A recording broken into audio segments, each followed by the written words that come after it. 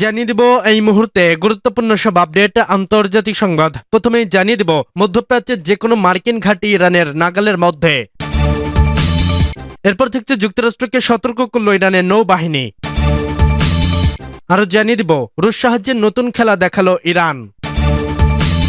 এবং সর্বশেষ থাকছে ক্যারিবিয়ান সাগরের নৌকায় হামলা, মার্কিন বাহিনীর নিহত ৩। এতক্ষণ শুনছিলেন সংবাদ শিরোনাম, এখন বিস্তারিত। তবে তার আগে অনুরোধ থাকবে এই ভিডিওটিতে একটি লাইক এবং কমেন্ট করে জানিয়ে দিন কোন জেলা থেকে বা কোথা থেকে আপনি আমাদের এই ভিডিওটি দেখছেন এবং শুনছেন।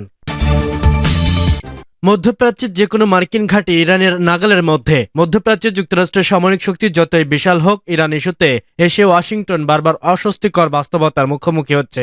পৃথিবীর সবচেয়ে ক্ষমতাশীল দেশ চাইলেও ইরানের উপর সেই পুরনো দাদাগিরি দেখতে পারছে না।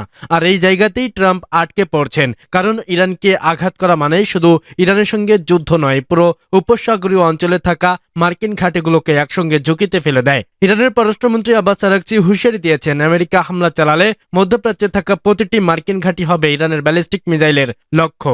আমেরিকার মূল ভূখণ্ডে আঘাত করা সম্ভব না হলেও কাতার, বাহরাইন, কুয়েত, ইরাক, সিরিয়া, এমনকি সংযুক্ত আরব আমিরাত, তুরস্কের ঘাঁটি ও তেহরানের রেঞ্জের মধ্যে। বিশেষজ্ঞদের মতে ইরানের খুররম শহর ও শারজিলের মতো উন্নত মিসাইল প্রায় 2000 কিলোমিটার দূরের লক্ষ্যবস্তুতে আঘাত আনতে পারে। ইরানের হাতে রয়েছে প্রায় 2000 স্বল্প ও মাঝারি পাল্লার মিসাইল। আধুনিক আকাশ প্রতিরক্ষা ব্যবস্থা তুলনামূলক দুর্বল হলেও এই মিসাইল ভান্ডারই এখন তাদের সবচেয়ে বড় প্রতিরোধ। একটি অস্ত্র নয়, পুরো একটি বার্তা। এই পরিস্থিতিতে ট্রাম্পের সমস্যা হলো মারলে যুদ্ধ, না মারলে অপমান। শক্তি দেখতে ট্রাম্প ইরানের কাছে নৌবহর পাঠিয়েছেন, কিন্তু তেহরান এটাকে উস্কানি হিসেবে দেখছে। ফলে একদিকে কঠোর নেতা প্রমাণের চেষ্টা, অন্যদিকে মার্কিন সেনা ও ঘাটে নিরাপদ রাখার বাধ্যকতা।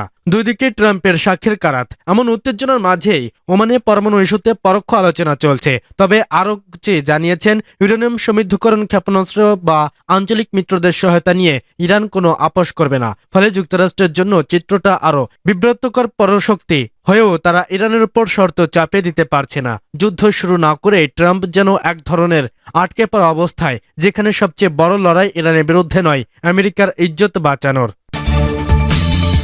যুক্তরাষ্ট্রকে সতর্ক করল ইরানের নৌবাহিনী। এবার প্রস্তুত ইরানের নৌবাহিনীর পারস্য উপসাগরীয় নীল জলে। তবে কি নীরব শক্তির লড়াই শুরু হয়ে গেছে। ইরান থেকে এসেছে এক কড়া বার্তা, শত্রুর প্রতিটি পদক্ষেপ তাদের কঠোর নজরদারিতে। এটা কি শুধু নিয়মিত সামরিক ব্রিফিং, নাকি যুক্তরাষ্ট্রের উদ্দেশ্যে স্পষ্ট এক সতর্ক বার্তা? সামনে কি আরো বড় কোনো কৌশলগত পদক্ষেপ আসছে? সংবাদ মাধ্যম মেহর নিউজের বরাতে জানা যায়, পারস্য উপসাগরীয় অঞ্চলের বরাতে থাকা উত্তেজনার প্রেক্ষাপটে ইরানের নৌবাহিনীর প্রধান রিয়ার অ্যাডমিরাল শাহরাম ইরানি জানিয়েছেন, তাদের নৌবাহিনীর শত্রুপক্ষকে সব ধরনের গতিবিধি পর্যবেক্ষণ করছে। তার ভাষায়, ইরানের প্রতিরোধ সক্ষমতা এমন পর্যায়ে পৌঁছেছে যে আঞ্চলিক জলসীমায় কোনো অস্বাভাবিক নড়াচড়ার নজর এড়ায় না। শাহরাম ইরানি আরও জানান, ইরানের অর্থনৈতিক নিরাপত্তা নিশ্চিত করা, বিশেষ করে রাষ্ট্রীয় শিপিং সংস্থা IRFLS এর কার্যক্রম সুরক্ষিত রাখা নৌবাহিনীর প্রথম অগ্রাধিকার।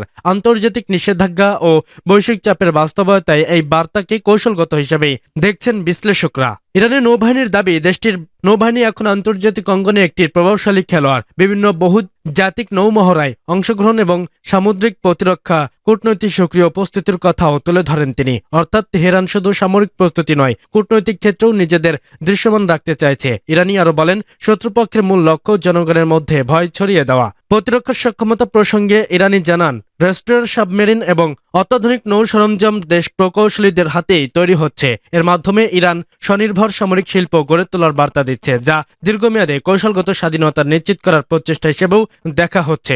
সব মিলিয়ে ইরানের নৌ প্রধানের এই বক্তব্য একদিনের প্রতিরোধ সক্ষমতার প্রকাশ, অন্যদিকে যুক্তরাষ্ট্র ও তার মিত্রদের প্রতি পরোক্ষ সতর্কবার্তা। এখন প্রশ্ন, এটি কি কেবল প্রতিরক্ষার অবস্থান শক্ত করার ভাষা, নাকি উপসাগরের জলরাশিতে আরও বড় কোনো সংঘাতের ইঙ্গিত? রুশ সাহায্যের নতুন খেলা দেখালো ইরান। মার্কিন আগ্রাসনের ভয়ে ইরান যে গুটিয়ে নেই তা প্রমাণ হলো আরও একবার। পাশে আছে সবচেয়ে কাছের বন্ধু রাশিয়া। ভ্লাদিমির পুতিনের সাহায্যে শত্রুদের রীতিমতো তাক লাগিয়ে দিলেন আয়াতুল্লাহ আলী খামেনি।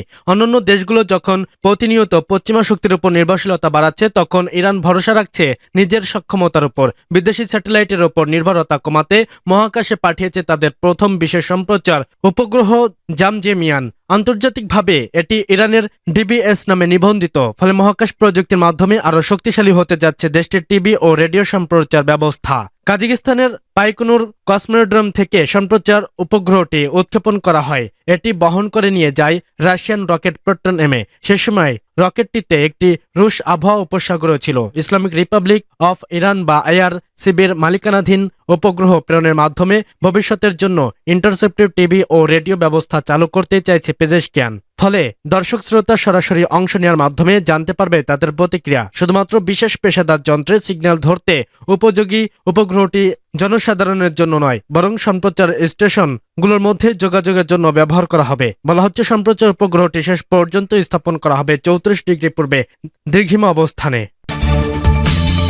ক্যারিবিয়ান সাগরে নৌকায় হামলা, মার্কিন বাহিনীর নিহত 3। ক্যারিবিয়ান সাগরে একটি নৌকায় হামলা চালিয়েছে মার্কিন সামরিক বাহিনী। এতে 3 জন নিহত হয়েছে। 2025 সালের সেপ্টেম্বর থেকেই ওই অঞ্চলে বিভিন্ন জাহাজ এবং নৌকা লক্ষ্য করে বিমান হামলা চালাচ্ছে মার্কিন বাহিনী। এতে রিপোর্টে লেখা পর্যন্ত কমপক্ষে 133 জন নিহত হয়েছে।